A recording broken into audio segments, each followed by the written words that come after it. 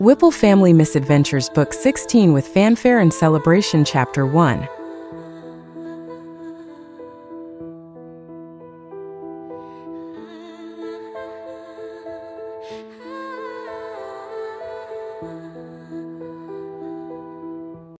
Green Hills didn't have the best selection of shopping available.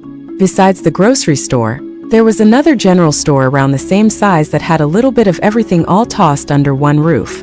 And if something wasn't there, then people would have to leave town or order online for what they needed. It wasn't a massive store, but when Wade looked up from the bottle of vitamins that he was examining and noticed that both boys had disappeared in only a few seconds, it suddenly seemed a lot larger. Putting that down, he started looking for both of them and was relieved when a few moments later, he found both hedgehogs with their hands pressed up against the glass of the small jewelry counter near the back wall. "Dad," Shadow said, not taking his eyes off what he was looking at as Wade approached, his voice rising with each word. "I know what I want for my birthday." The fact that he was looking at something in a clear glass case to ensure it couldn't be stolen was not reassuring. Slowly, Wade came over to see. He looked down and did a double take. "You are not getting a machete for your birthday, at least not this birthday." The dark hedgehog looked up. "Why?" Because it's literally bigger than you are. Also, less than a month ago, when you were extremely stressed out, you smacked your brother across the face when he didn't listen to you. I don't feel good about giving you a weapon right now. You're going to have to pick something else. Shadow huffed, scowling. "A motorcycle." You thought that after I said no to the machete that I would say yes to you getting a motorcycle? "It's not a weapon." A long exhale as he tried to think about how to phrase this. Buddy, Wade said carefully. I need you to pick something a bit more realistic, both in usability and cost. "Why?" Because motorcycles are extremely expensive.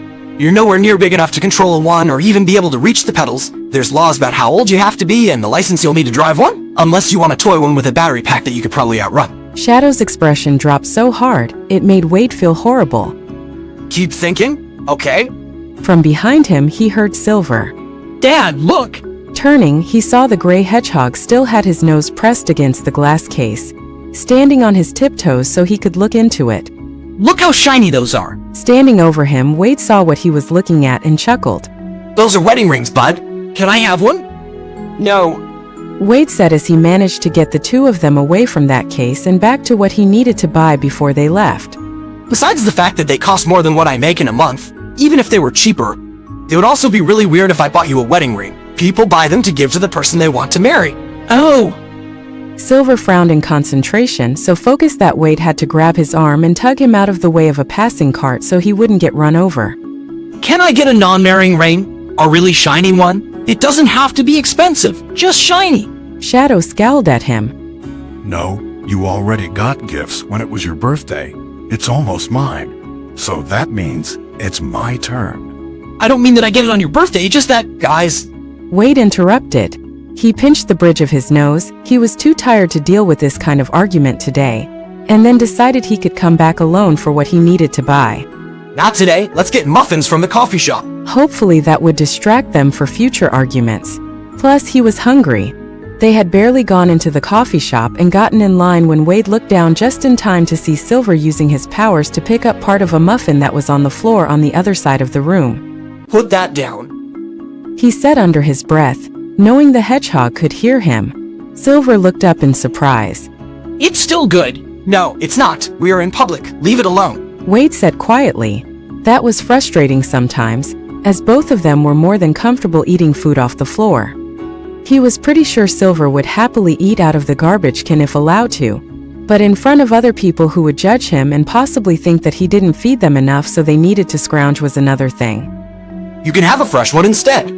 Crossing his arms, Silver pouted for a few moments as he abandoned the floor muffin, until something caught his attention and he pointed.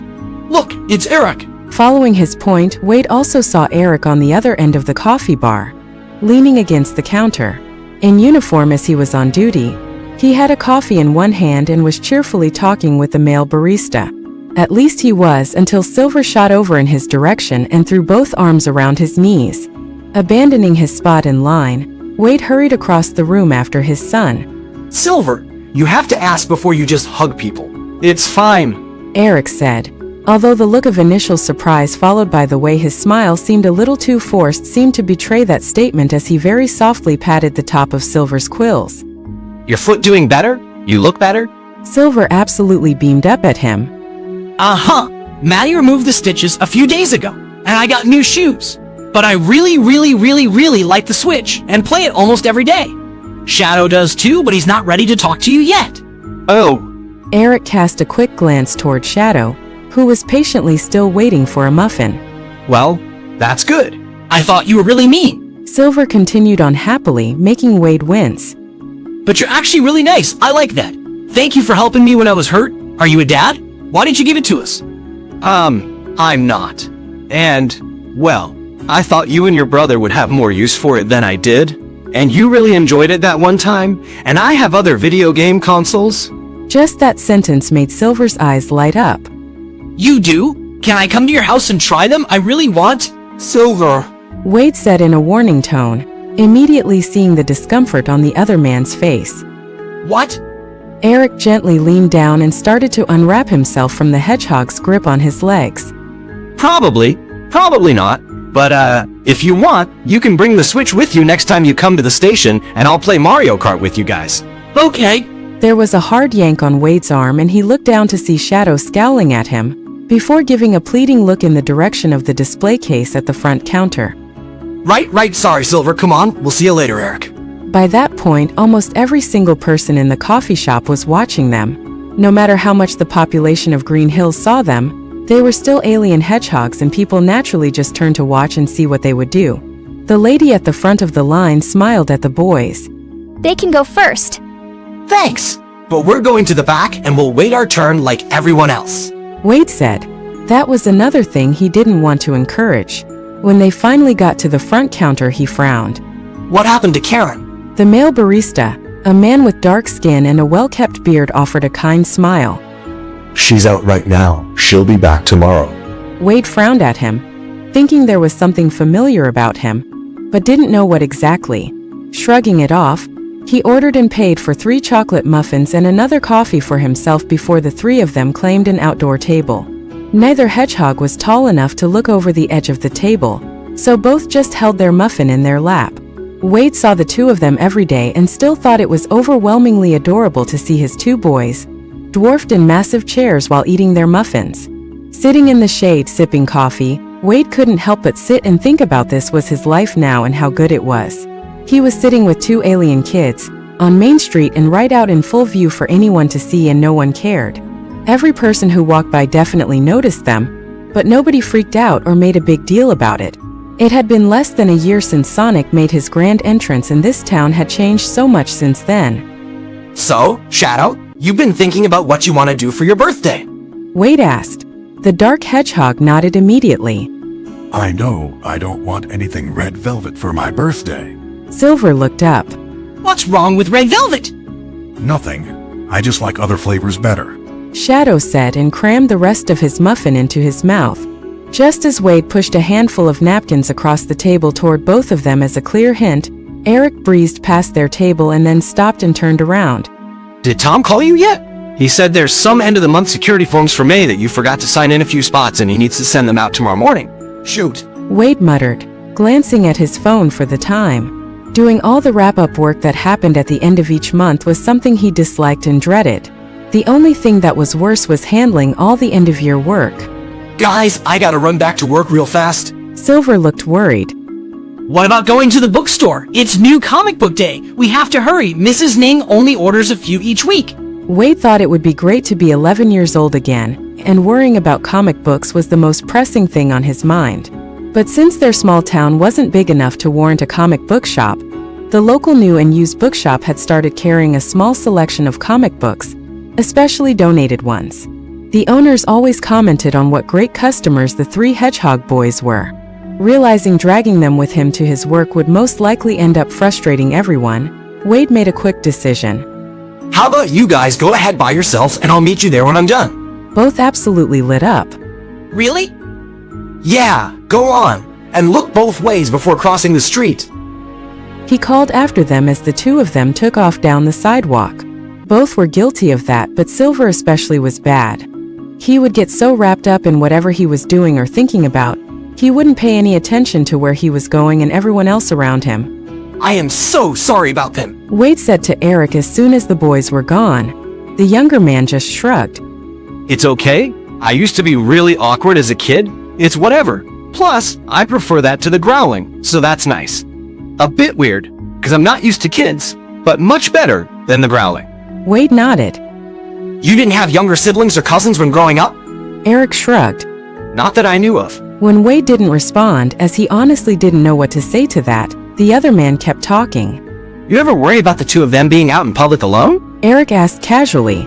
I saw government agents swarm the town and nearly blow up Main Street in an attempt to catch and kill Sonic, not caring how much damage they did or who else got caught in the crossfire. Wade said, his eyes shuddering from that memory. So yes, big yes. Eric seemed to mull that over for a moment. Huh. Okay, well, I'm heading back if you want to come now. Yeah, sure. Anything happened since I got off a few hours ago? Not much. Eric said as the two of them started down the street toward the police station. An older gentleman by the name of Carl came by, said there's been something weird messing with his traps. Even weirder, Tom seemed to listen to him closely. That made Wade pay closer attention, as he remembered Amy had said something similar the last time he saw her. Carl was the first person who figured out that Sonic was living out in the woods long before anyone else did. Did he say what he saw? He didn't know, as he hadn't gotten a good look at it. He said he caught it once, but it got away. But it keeps stealing the meat from his traps. Wade considered that for a moment. Wonder if there's another hedgehog out there. Oh, Eric said, looking toward him. he said he knew for sure it wasn't one, because it had a long tail and didn't have quills, had some other weird head structure. That made Wade frown. Are there other aliens here besides hedgehogs? The kids have mentioned other species on their planet, Wade said slowly. but I've never seen anything else. He had more to say on that subject and how he sometimes wondered if really was just a planet full of hedgehogs, but the two of them had reached the police station and walked inside. Caitlin saw him first and waved from her desk. Back so soon? Are the boys with you? Just handling something real quick. And no, they're looking at comic books. She smiled sadly. Tell Shadow I'm looking forward to doing more sign lessons with him. Wade inclined his head. Will do. He said, turning toward his desk, sighing when he saw the stack of paperwork that had been placed on top of his keyboard, waiting for him. From the size of it, if he was quick, he could maybe finish in 15 minutes. He had barely gotten started when he heard raised voices from Tom's office and then the door opened. If they could get me to meet Keanu Reeves, it can be my birthday present. I'll never ask for anything again, I swear. Tom walked out, Sonic on his heels. We are not related to them just because we have the same last name as the women who made the Matrix movies. Have you tried pretending like you are? They're busy. They might not even notice. Just call and try and then ask about Keanu. Sonic. Tom looked like he had more to say, but his phone on his desk rang and he spun around to go answer it. A year ago, Wade would have thought the conversation that just happened in front of him was weird and it would have made him a bit uncomfortable, close to how Eric looked at the moment. But after a few months of being a dad, stuff like that didn't even faze him anymore. Wade! Less than a second later, Sonic was in front of Wade's desk, moving like he had just drank several shots of espresso, those jade eyes sparkling. When did you get here? I thought you worked the early shift. That's what my dad said. Was he wrong? Hi, Sonic. Wade said, trying to sign all the forms as fast as he could so he could leave. He wasn't wrong. I just had to do something real quick. Silver and Shadow aren't here. They're at the bookstore looking at comics if you want to go see them. That's okay. I actually wanted to talk to you. That made Wade pause. You want to talk to me? It hadn't escaped his notice that Tom had been doing a lot for his two boys, trying to build a uncle-like relationship with the two of them. That made him realize he needed to do the same with Sonic, especially with how close the three of them were getting. It was only fair, and Sonic was a good kid who deserved that. The blue hedgehog looked like he was close to bouncing up and down, clearly very excited with whatever news he had. Yeah, it's really important too. If it's about Keanu Reeves, I don't know how to get you to meet him. The blue hedgehog shook his head. Oh, okay then. Wade said as he put his pen down and gave Sonic his full attention. Go ahead.